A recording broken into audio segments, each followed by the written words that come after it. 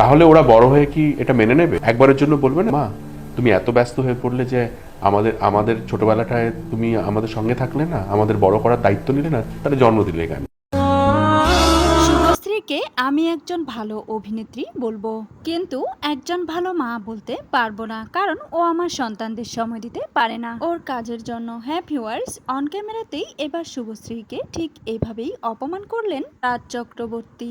তাও আবার তার পাশেই বসেছিল শুভশ্রী। বেচারি শুভশ্রী এই সময় রাজের দিকে ফেল ফেল করে তাকিয়েছিল। সে যেন বুঝতেই পারছিল না এই কোন রাজকে দেখছে সে। ভিউয়ার্স, চলুন ঘটনার বিস্তারিত জেনে আসি। আমরা দুজন ব্যস্ত।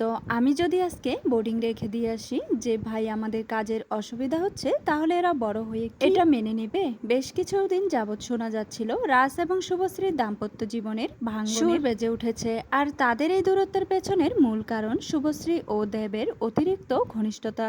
যতই হোক, এক্সের সাথে এত বেশি ঘনিষ্ঠতা কিন্তু একটা সুখী দাম্পত্য জীবনে অশান্তির কারণ হতেই পারে। ঠিক তেমনটাই ঘটেছে দেবের সাথে। অভিমান ভুলে যখন থেকে আবারও শুভশ্রীর সাথে কাজ শুরু করেছে, তখন শুভশ্রী যেন ভুলে গিয়েছে তার একটা সংসার আছে।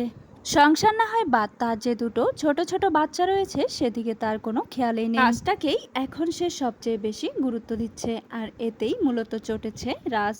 এতদিন রাজ এবং শুভশ্রী দুজন মিলেমিশে এই বিষয়গুলো হ্যান্ডেল করত। একজন বাড়িতে থাকতো, সন্তানদের দেখাশোনা করত, অন্যজন কাজে যেত, আবার পরের দিন বাড়িতে থাকতো, আরেকজন কাজে যেত। ঠিক এইভাবেই চলতো। কিন্তু এখন শুভশ্রী বাড়িতে থাকতে মোটেও আগ্রহী নয়। প্রতিদিনই কাজের জন্য নাকি তাকে বের হতে হয়, আর এই কারণেই মূলত রাজ তার সাম্প্রতিক এক ইন্টারভিউতে জানিয়েছে মা হওয়া এত সহজ নয়। শুভশ্রীকে আমি ভালো অভিনেত্রী বলতে পারি, কিন্তু একজন ভালো মা বলতে পারবো না। একজন নারী যদি কাজ আর সন্তান দুটো একসাথে মানুষ করতে পারে তাহলে কাজ করুক, কিন্তু যদি না পারে তাহলে কাজটা ছেড়ে দেওয়া উচিত। শুভশ্রী তখন রাজের এই কথাগুলো শুনে রাজের দিকে ফেল ফেল করে তাকিয়েছিল। এ কোন রাজ যাকে সে ভালোবেসে বিয়ে করেছিল? তাকে তো সে চিনতেই পারছে না।